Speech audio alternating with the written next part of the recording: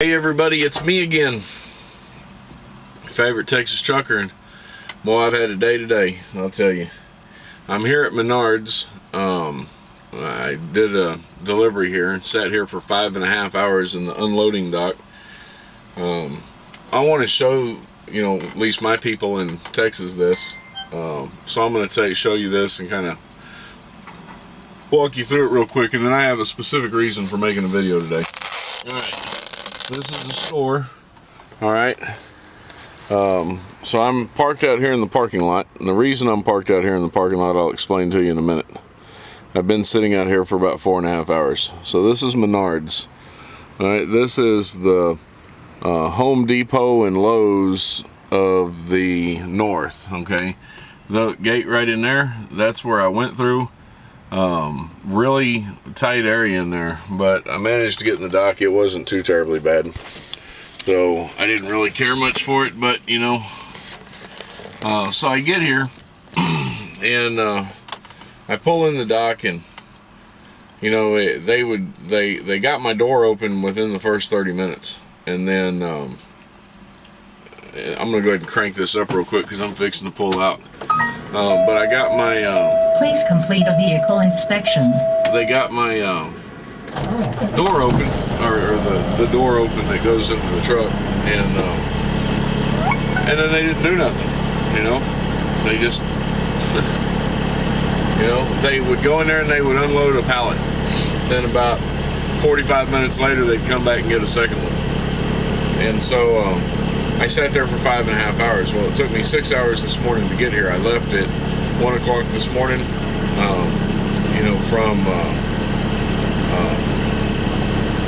from Shelby. Was it Shelby that I picked this up at? Yeah, Shelby. I left at 1 o'clock this morning, and I drove 6 hours to get here.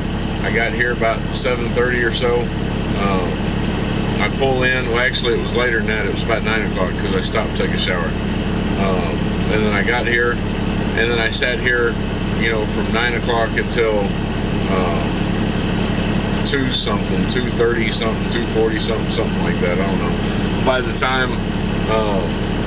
time I got here, my time was out, which brings me to the whole subject that I wanted to talk to you about. We'll come back and we'll discuss this again here in just a second. All right. You are out of hours of service driving time. I'll have driving time here in a minute, and that's part of what I'm going to explain to you. All right. This is going to change while we're making the video, so let me bring this up. Bring these wires over here. All right. Look at my Qualcomm. Notice the upper right-hand corner has a negative 3 hours and 29 minutes. Okay. Let's go to my summary. My summary, if you look at the 14-hour, shows 0. You see negative 3 hours and 29 minutes. But if you notice on my 11-hour driving time, I still have 4 hours and 38 minutes, and I still have 33:31 on my 70. Okay, that's going to become important here in just a second. All right, so this is going to be one of those lessons on how to make money out here on the road as an over-the-road truck driver. Okay. The bottom line is that as an over-the-road truck driver, you have to run hard. You have to run hard. You can't mess around. You can't lollygag around. You got to run hard. Okay. I delivered my first load this week a day early. All right. I ran to my second load. I got there to pick it up a day early. Okay. I took that load and I delivered it 24 hours early. All right. I got to my next load, picked it up a day early. All right, that's why I ended up having to stay at Shelby last night until 1 o'clock in the morning. Again, I got there at about 5 o'clock at night. Actually, it was earlier than that. My 10-hour break was up at midnight, so I got there at 2 o'clock. Okay, I got there at 2 o'clock. My 10-hour break was up at midnight. I got the phone call at 1 o'clock in the morning. That load wasn't supposed to be even put in the dock until 7 o'clock. It wasn't supposed to be, it wasn't supposed to come out of the dock until 7 o'clock. But because I got there so early, they put a rush on it and they got it loaded so they can get it out. I got here to deliver this load a day early. All right. Well, I got here, I got it delivered. I sat in the dock for 5.5 hours. They weren't ready for it to come in, but they got me unloaded. All right. So here's what happened. All right, I got on duty at 1 o'clock in the morning. I drove 6 hours and some minutes to get here. Okay, in the process of coming here, I stopped and I took a shower. Okay, that took me about 50 minutes. Okay, bottom line is I got here, I sat in the dock 5.5 hours. My 14-hour clock ran out. All right, when I got out of the dock, I had 28 minutes left on my 14-hour clock, so I couldn't go anywhere. I came out here to the parking lot and I parked out here in the parking lot. All right, so I'm parked out here in the parking lot at let's see, my 10-hour break's over with here in just a couple of minutes. Okay, here in, oh hell, I got, no, right here in 1 minute actually. All right, and then I'll show you this clock again. My 10-hour break is over with. So 10 hours ago, however long that was, is when I went off duty. I went off duty as soon as I got here. So I sat in the, by the time I got unloaded, I had already done 5 hours and something off duty. All right, so I just stayed off duty and let the last 4.5 hours run out off duty sitting here in the parking lot, which gave me my 10-hour break. All right, remember we looked at this just a second ago. I was at negative 3 hours and 29 minutes. Now let's look at it. Okay, see that top corner right there? I have 8 hours. Now let's go to the summary. You see my 11-hour drive time? I've got a full 11 hours again.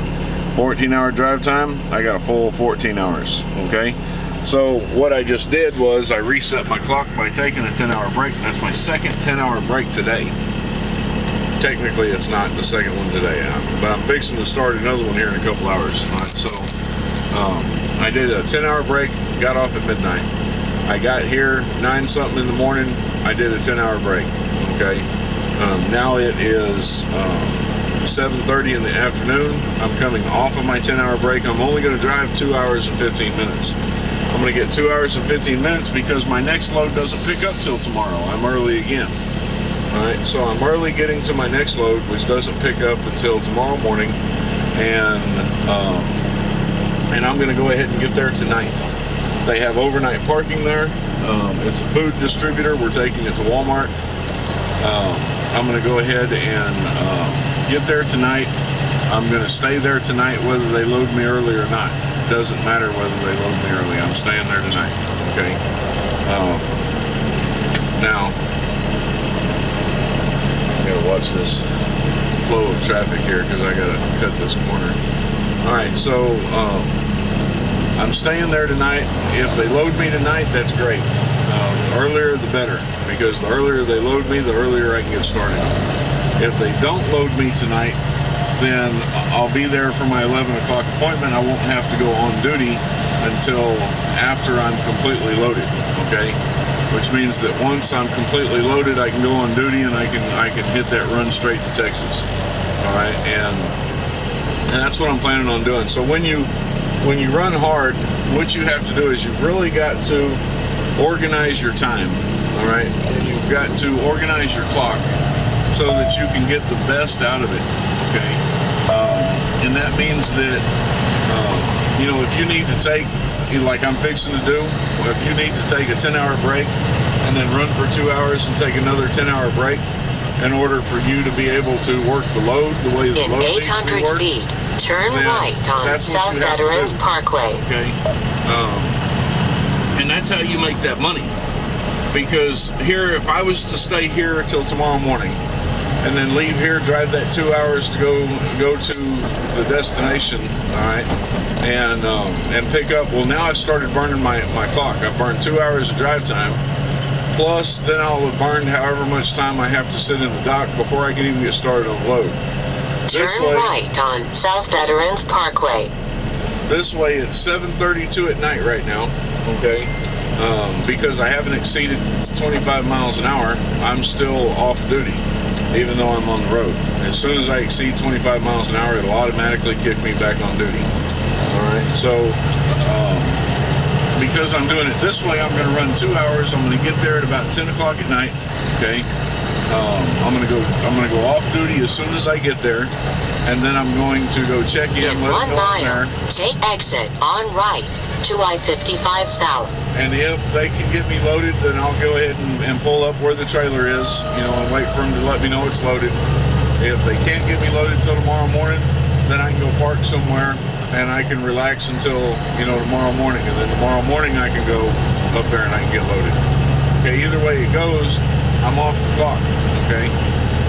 So from the time I get there, roughly 10 o'clock tonight, probably closer to 9:30 or 9:45, but you know, from that time tonight, I'm going to go back onto a 10-hour break in the sleeper berth. All right, that break will be over with at about 8 o'clock in the morning. Okay, so let me see here. I'm going in 1/2 mile, take exit on right to I-55 South. I almost took the north exit. So, and then I start my day with a full 11 hours. Okay, it's going to be roughly 12 to 13 hours to get to where I'm going. Okay, so I'm not going to be able to get all the way there. I'll probably end up stopping in Fort Worth. I'm going to try to make the Burleson terminal, and I'm going to try to stay at the Burleson terminal, get me another shower, you know, and you know, take care of, you know, whatever. Take exit on right to I-55 South. The rest of the way in on Sunday, all the way to Palestine. All right, my wife lives, you know, not too far away, so you know, she may come and we'll go have dinner. You know, if I stop on Saturday night and if I can make it all the way to you know, to Fort Worth, you know, then she'll probably come pick me up somewhere in Fort Worth, and then we'll run, you know, all the way into wherever, you know, and get something good to eat. If I can't make it that far, then we're going to meet on Sunday in Palestine. All right, and you know, she's going to come. We'll have dinner together, spend a little bit of time together, and then I've got a load after that going to Waco. So you know, that's how you do it. You don't waste any time. You know, I'm sitting here. I could have said, "Oh man, my time's out. You know, I can't go nowhere. I'm just going to crash for the rest of the day." You know, and that's not continue on I-55. I just showed you on the Qualcomm. Okay. You know, I've done. I finished the 10-hour break at 1 o'clock this morning. I went back on a 10-hour break at 9-something this morning. You know, I'm back off the 10-hour break at, you know, 8 o'clock, 7:30 tonight. I'm going back on the 10-hour break at, you know, around 10 o'clock tonight, so that I can get the loads that I needed to do. I needed to get this. I needed to get that load loaded. I needed to get this load unloaded. I need to get my next load loaded, and then I need to hit the road to Texas. So if I got to juggle this stuff around so that I've got, you know, maximized drive time, then you know, that's what I'm going to do, and that's how you need to run. You always need to say, you know, well, you know, sometimes if you're running and you can't get to your destination, you know, you may have 4 hours left, and you're going to pick up, you know, you're going to pick up some hours after midnight. You might be able to make the run once you pick up those hours. So it might be best to stop with the hours that you have, take a 10-hour break, when midnight passes, hit the road again, you know, and get back out there. You know, that's a good way to run it, and I've had to do that a couple of times in order to, you know, get where I need to go. So anyway, those are just a couple of hints, you know, to help you maximize your time on the road, to kind of show you how I do things, how I organize my time, so that when I do run into situations like this, I'm not that guy that says, "Oh man, I can only make it there and drop the load, then I had to sit all night long in Menards, you know, and I didn't get to make my run, you know, and all that." I don't do that. I work my time, and I try to figure out, well, you know, if I took a 10-hour break right now, I'm picking up, you know, I've got this many hours I'm carrying over, that'll carry me through if I need it. You know, I'm picking up another 11-hour day of driving. You know, I don't have to drive all that out. I just need to get to the shipper. That's all I have to do, okay? I don't have to get loaded right now. I don't have to hit the road after that. I just need to get to the shipper, all right? Once I get to the shipper, then I'm on their schedule, then it doesn't matter, because I'm off the clock, and when I'm off the clock, it doesn't matter. I know I'm there. I know I'm not going to be late. They know I'm there. Because they know I'm there, they're probably going to get me out early. All right? And then because of that, I'm able to hit the road earlier. I'm able to get out there earlier. You know, whereas if I'd have stayed in Menards, I wouldn't have got there till 10 o'clock. I probably would have gotten to a dock around 11, 11:15, 11:30. I may have gotten loaded or finished, you know, maybe 1, 2 o'clock, you know, that day. Then I'm on the road, missing all that time, okay? This way I'm not going to be missing anything. So, let me get around this Snyder guy here. He's just taking just a little bit too much. And I got this night transport up here. Maybe I can catch up with him and take a peek over there and see if that's Mr. Sinister. I doubt it is, you know, but you never know. You know, I might get lucky. Turn off my radio. Anyway, that's the deal. So that's what I wanted to share with you. I hope you got something out of it. If not, ask questions. I'll try to clarify it. Until later on, I'm running out of light. I don't want to turn on the cab light. So until later on, man, peace out.